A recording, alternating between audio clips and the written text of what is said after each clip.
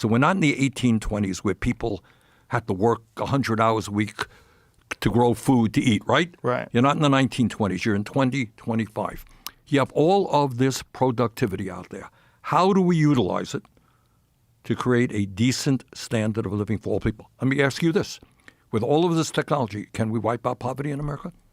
Well, we should be able to, Yeah, right? you should be Well, we able should have been able to do that a long time ago if that was something that was politically motivated, Yeah. right? If you wanted to do it. But it's easier or now. profitable. Pardon me? If it was profitable to wipe out poverty, Well- which it should be. Like overall, as a community, like I said, less losers, higher GDP. If we love the country. Yeah, if you really love America, right. you want more people to have a chance. All right. So what kind that? All right. Good.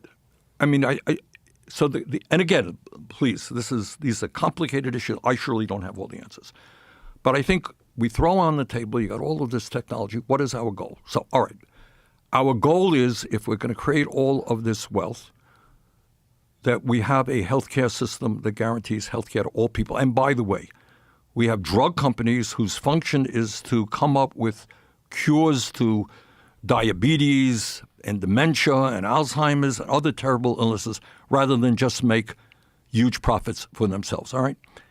You have a publicly funded healthcare system guarantees healthcare to all people. Just doing that would lower the stress rate in this country enormously. Enormously. Okay. Sure.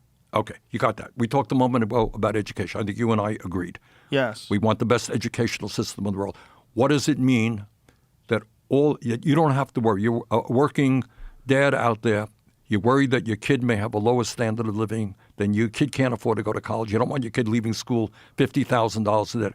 We say education is a human right. God, you mentioned public education a while ago. That didn't happen by accident. Back in the early 20th century, a lot of people, working class people, fought and said, you know what, we don't only want, the rich kids to get a decent education. We want our kids. And that's how public education began, right? Right. So it said, okay, everybody in America, state by state, started in Wisconsin actually, is going to have public education from first grade or kindergarten to 12th grade. God didn't create 12th grade as the limit, right? Right. All right. You go to Scandinavia. You go to Germany right now. You know how much it costs to get a higher education? How much? 0. That's great. Of course it's great. Because Maybe that's why they make want, such good cars. well, it could be. They Great want engineers. That's right. But the bottom line is what you said. Yeah. If I want this country to be productive, Right. I want the best educated workforce. That's not a debate, right? Unquestionably. All right. That's how you want your family. And if the country is a community, the country is your family. Exactly. Yes. All right. So that's what we got to start thinking about. It's not just what Mr. Ford and Mr. General Motors and Mr. Apple want. Right. You're right in saying they're motivated by making zillions. Right. All right. Their motivation is throw the workers out on the street, bring in the technology, and screw the workers. That is not what we should be doing as a nation. You got to tell them that.